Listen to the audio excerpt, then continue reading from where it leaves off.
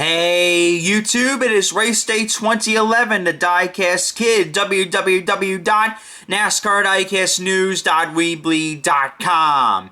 And today we'll be doing first of our many IndyCar Diecast reviews for the month of May. I know it's April right now, but month of May is fast approaching us at this point, and that means that IndyCars are flying through the shops at IMS, and eventually these will be in stores like Diecast Cars Now. They'll be available too. Diecast Alley, Free Time Hobbies, eBay, or any other kind of local retailer that will have IndyCars. You go to your nearest IndyCar race and they'll be able to have it. And also Gutswear on eBay has it too. Gutswear is the track supplier of IMS, so there are more people that would have these Verizon IndyCars. As you can see, the boxes have a nice change to them. They are white imprinted with bricks, a checkered flag, and if you proceed to the sides, let me adjust this here so that's a screen from my window that broke. That's another funny story. We got the backdrop of the 2016, the 100th running of the Indianapolis 500. What a fantastic memory that was. Same imprint on the back. Be nice if it was more like the start of the race. That would be pretty interesting. And there you go. There's the other side. There's the top of the box, and there's basically where you can get all of your IndyCar items from that are officially from IndyCar itself, and also all the proud sponsors of this car and the copyright. Anyways, let's proceed to go on to this car. And this is the Helio Castroneves Hitachi car, by the way. Sorry, I forgot to mention that. I failed to mention, I was so enthusiastic about the box that I failed to mention what car this was. Although they probably looked at it at the title at this current moment.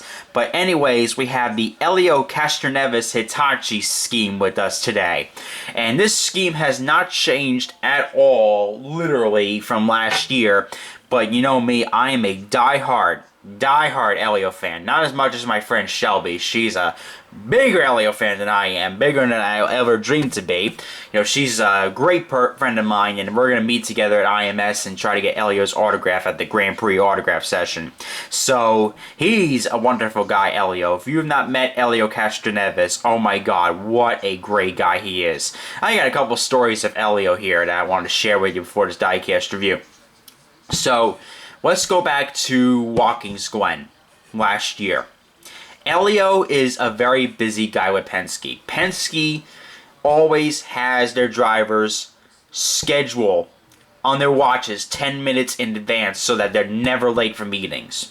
So Helio was running late for the practice session because the meeting ran long. So I asked him for his autograph, and he goes, "Oh, not right now, man, I gotta go practice."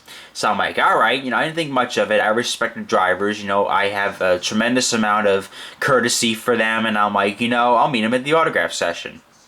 So, we meet at the autograph session, and he immediately recognizes my face, and he goes, "Man, thank you so much for coming. Sorry about that earlier. I had to go practice, man, but I love this picture you got of me." And I'm like, man, that's alright.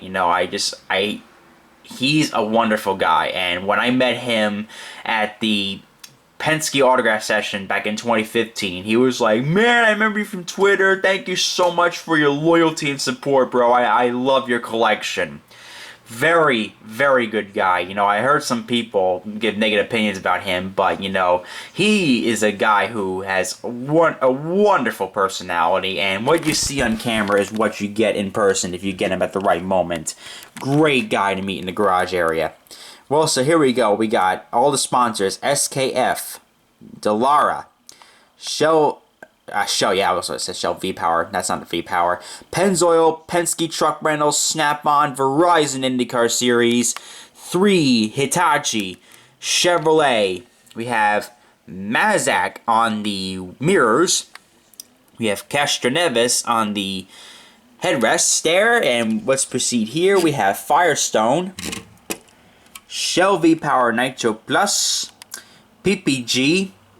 We have the not Verizon tires, the Firestone tires, Rev, and we have Verizon, Hitachi, Sunoco, Verizon IndyCar Series, and we have the LED scoring monitor. Now, if you're not familiar with the Verizon IndyCar Series, they basically copied this off from IMSA.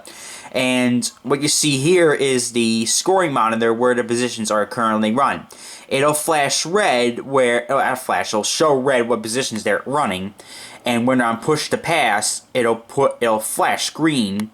And when on pit road, as you can see the decimal point, it measures the time that they're on pit road. Got Chevrolet Hitachi. On the air flicker, we have AAA. More Firestone tires. 3 P1 Verizon Firestone. And we have Hitachi. And let's proceed to the back of the car now. As you can see, it'd be very hard to get decals underneath this bumper guards here. So there's nothing on there. It's all white. The gearbox shows a Team Penske logo. As you can see, there's the gearbox and there's the onboard starter. Now, if you're not familiar with IndyCar, these guys don't have onboard. These guys do not start on their own like the NASCAR counterparts.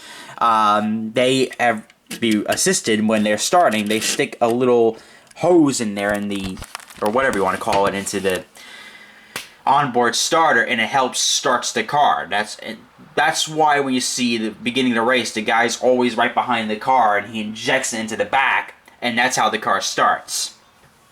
So that's a little IndyCar technical lesson there for you guys. As you can see, the paint scheme has not changed at all in the last year or so. Ever since they went with this new Chevrolet Aero kits, this car has been mainly unchanged. And I tell you what, I still absolutely love it. It is beautiful. There's no reason to go over the paint scheme. You can see it right in front of you, literally. You know, I would just say that the car is white and black. You know, it's got the red signature Penske stripe. The tire guards are white, and you know, this is just a very nice looking model. I will absolutely recommend this 164 model if you haven't gotten last year's car. If you got last year's car, then I would seriously suggest you stick with what did I say? If you didn't get last year's car, then I would seriously recommend this 2017 model. Very nice looking car. And I'm saying hi to my friend Caitlin at IMS. She's the one who helps me out find where if these cars are released or not. So whatever information I be given, it'll be passed along to you. And this is DIM number 548.